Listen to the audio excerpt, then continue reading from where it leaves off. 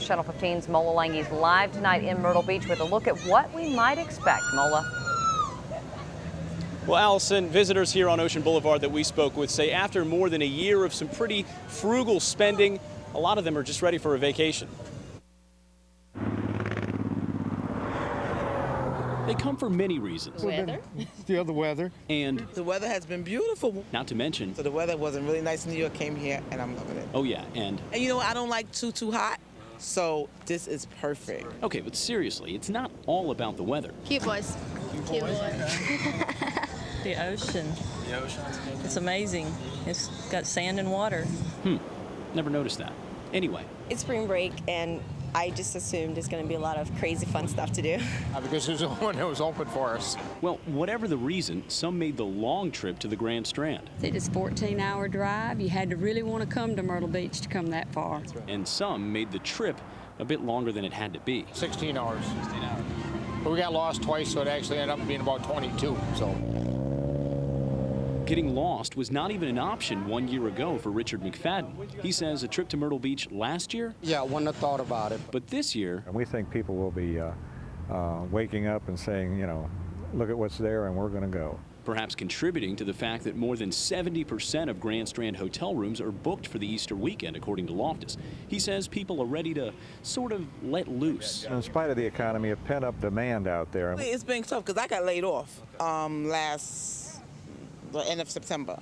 So I am not spending as much, no, but I saved for this. I wanted to come down. Remember Richard McFadden? Last year a vacation wasn't even on the radar. Ask him about this year. We're splurging, actually. We're buying, kids are buying, yeah. I think it's better. It's a lot better than about a year or 2 years ago. After all, if nothing else, a vacation is just It's important. It is. And I haven't had a vacation in a very long time. perhaps the only thing finer than a vacation is enjoying one that's long overdue. Now, as we noted, hotel room numbers were standing at about 70% booked coming into this weekend, and experts predict by weekend's end they should jump past 80%. Live in Myrtle Beach on Ocean Boulevard here tonight. Allison, back to you. Mola, thank you very much. News Channel 15's Mola Langey is live on Ocean Boulevard. And Mola, what are bikers saying about this year's Bike Fest? Well, Tim, as you can probably tell, not quite as many bikers as we're used to this time of year on Ocean Boulevard, though the difference between this week's bikers and last week's bikers are this week's, they say they're a little more willing to come to Myrtle Beach, though spending money here is a whole other question. Bikers hitting the road for the Memorial Day Bike Fest say they are going to Myrtle Beach. We'll ride through there and just ride back, and that's it. Okay, maybe not the way many business owners in Myrtle would like. It is not anything towards the businesses in Myrtle Beach, but it's because of their mayor not wanting us there. So we decided, hey, we'll come to North Myrtle Beach where we're welcome and we'll spend money here. They won't get no money from us this year. We're going to stay in Barefoot, North, Cherry Grove. We're going to stay on this end this year. This is Tara Thomas's 18th Bike Fest. He says the group he came down with had about 10 people put on the brakes at the last minute. So many people got tickets the week before about that, I guess, the helmet law, but they didn't want to come this year. Bikers say word of the Myrtle Beach anti-rally laws traveled quick on the radio, on the web, and everything in between, that the rally won't be like years past, though bikers say they get a bad rap. We do, for the most part, respect our bikes and respect everybody else around us. We ain't trying to get hurt on these things because we don't have no protection. But this year in Myrtle Beach, they're forced to have a little more protection thanks to the new laws. Laws that many bikers think don't make sense. You're losing millions and millions of dollars. That's just like, our mayor of our city is trying to start Mardi Gras. Something that's bringing in money every year constantly, why would you want to change it? Guys, many of the bikers I spoke with say they still expect a solid turnout. Whether it compares to years past, I guess we'll still have to see, but they are quick to caution that it is still early in the Memorial Day holiday weekend.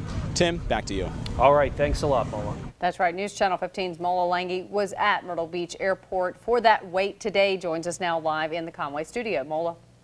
Well, guys, you said it. They waited anxiously today, and as you'll see here in just a moment, it was a day filled with all sorts of emotions.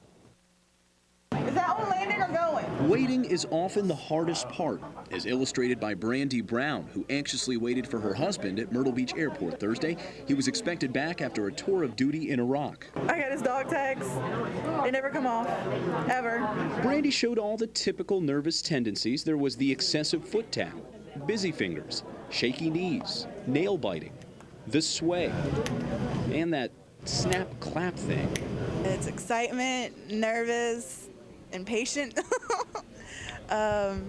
All that balled into one. Even more difficult, Brandy only knew that her husband was landing in Myrtle Beach. She didn't know what time. When he didn't know when he was coming in, he can't tell you. He said, well, they told me to be here at this such a time, so you be there at this time. And I've been here since 3:30, so just waiting for him to come through. 3 hours later, no sign of her husband. But she had support. Folks with Operation Welcome Home stuck through the many setbacks of the day. What we're sacrificing right now is nothing to what these soldiers have been sacrificing for the last few months. There were veterans, mothers of vets, perfect strangers lining the airport, waving their red, white, and blue, ready to show their gratitude. John Schock was one of those people.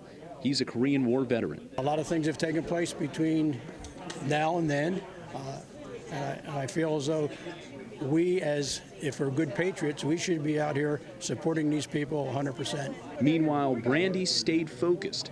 As the expected plane landed, her eyes locked on incoming passengers, though she was really only looking for one. He's right, he's coming. Oh, Come around there. door! Shuffling through emotions, angst turned to uncertainty. Uncertainty to worry. As passengers grew thin, worry turned into disappointment. Finally, no more passengers and no sign of her husband.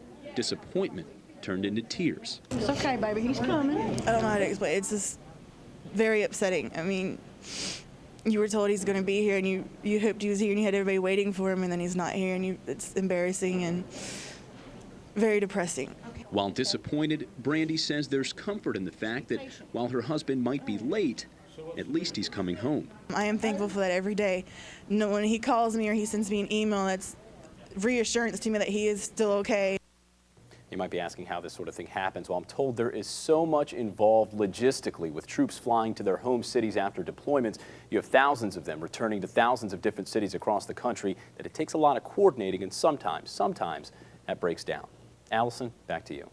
Mola, thank you very much. Certainly an emotional-filled day. And at last check, Brandy's husband had still not landed at Myrtle Beach Airport.